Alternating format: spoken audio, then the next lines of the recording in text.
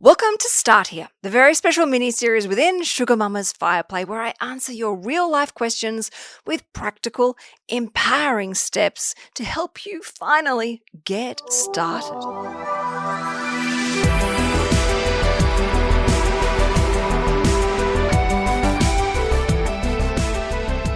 Today's question comes from a very kind, caring, and thoughtful mother. She wrote to me to share that when her daughter was young, she received $25,000 from the government as compensation after a car accident. That money was placed in trust about 15 years ago, and it has only grown modestly with inflation, roughly 25%, meaning it is likely to be worth around $31,000 today. Her daughter has fully recovered, thank goodness, with no impact on her health and is turning 18 shortly, which means she'll soon have access to these funds. So naturally, this mother has asked me, what should my daughter do with this money? Now, this is such an important question, not just because it's about setting her up financially, but how we actually use these opportunities like this to educate, empower, and support young, growing adults to make wise financial choices and to know how to grow their own wealth and financial independence themselves. So, firstly, I want to acknowledge this mother's care. It is so natural to be protective, especially when this money came from something as traumatic as a car accident. And whilst it's tempting to just want a straight answer from me now, the truth is there is no one-size-fits-all solution. What I can do in this episode, though, is walk you through some possible pathways, explain the risks and the rewards, and hopefully spark a really empowering conversation between you and your daughter. Because this isn't just about the money, it's about using this as a teaching moment, a defining teaching moment that could change the trajectory of her financial life. So let's look at the money itself. If $25,000 was put aside 15 years ago and it only tracked inflation, it's reasonable to assume it's now worth around about $31,000.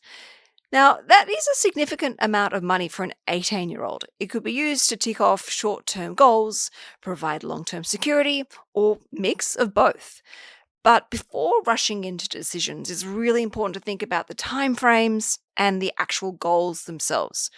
What does she want this money to do for her today and in 5 years, 10 years, 20 years, or even 40 years? We need to think about this and maybe write down some notes. Also, if she thinks that she might need this money in the short term, maybe to buy her first car, help pay for university costs or other educational expenses, maybe she uses this money to put towards a home deposit or an investment property, or even if she's just not sure yet what she wants, then keeping it in cash, to be honest, is the safest option. Why? Because investing in shares or property for a short period of time is fraught with danger. It is risky. Markets can drop suddenly, and the last thing you'd want is for her to need that money when the market is down and be forced to sell at a loss. So if she needs flexibility, cash is really the best place right now. It may not grow by much, but at least it will always be there for her. Now, on the other hand, if she knows that she doesn't need this money for many, many years and she's curious about how to make this money grow, then investing could perhaps be a really smart choice for her. Now, this is where it's important to think about her risk profile.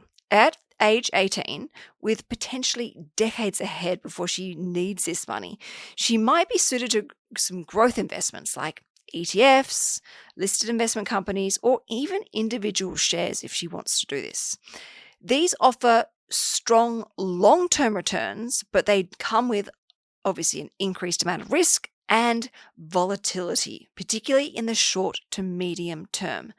So the key questions that I would be asking her is, how would she feel if her portfolio dropped by, say, 20 to 30% in a market crash? I'd also be asking her, does she understand the difference between the market value of a share portfolio and the actual dividends, the income paid from these investments? I'd also be asking her, is she interested in maybe long-term wealth creation, or does she just want flexibility to be able to access that money sooner? This is not about telling her what to do or manipulating her. It's actually about giving her the tools and the language so that she feels empowered to make her own decisions with her own money. And one of the best things that she can do right now before making any decision is to educate herself. I encourage or I insist that you get her to read a couple of personal finance books and listen to a few podcasts that inspire her to take ownership of her financial well-being. Mindful Money is a great book to get started, or even the $1,000 Project. Of course, there are so many books out there, and if she's interested in Australian shares, I've mentioned it before and I'll mention it again, Peter Thornhill's Motivated Money. Because as the saying goes, you can lead a horse to water, but you can't make it drink. As her mother, you can guide her, but ultimately, she's got to be the one that is ready and willing to build her own knowledge and confidence. When she starts to understand how those small efforts made consistently over time create enormous long-term financial results, hopefully she'll begin to see that she has the power to become a strong, independent, and financially secure woman and be a part of the ripple effect where she educates and empowers the other women around her and her children and her grandchildren. This is so important. And of course, it doesn't have to be all or nothing here. If she wanted to, she could actually split this money and use it for, say, different buckets. For example, she might want to keep half of this money in like a high interest savings account for short-term security and then invest the other half into, say, a dividend based ETF or a listed investment company for long-term growth, meaning that money can also be properly diversified. This way she has the safety of the cash, but she's also learning firsthand how compounding interest works. In fact, even $15,000 invested for 20 years could grow substantially, especially if she can contribute to this on a regular basis as well. And it's not just about the returns, it's about creating the habit and the confidence of being a young investor. Hopefully, a young, wise investor. So here is my advice to this mother. Use this as a chance to teach, not to decide. Encourage your daughter to set really clear goals. Think about timelines and reflect on her own level of comfort with risk. Remind her that short-term money should always stay in cash, but it is actually long-term money that can grow through investing. Encourage her to contribute to this when she can. Even small amounts build up over time. And please don't forget about superannuation. It's probably the last thing an 18-year-old's mind is on, but making sure her super, when she gets her first job, is set up correctly, the money's invested, and she understands about how to check her employer contributions, the fees, how it's going to work for her and how she can, if she wants to, maybe look at contributing, because doing this can make an enormous difference later on. And as her confidence grows and she builds her first investment portfolio and is contributing and has that powerful aha moment, there's also the possibility of learning about more advanced strategies in the future, like, for example, borrowing to invest through, say, a margin loan.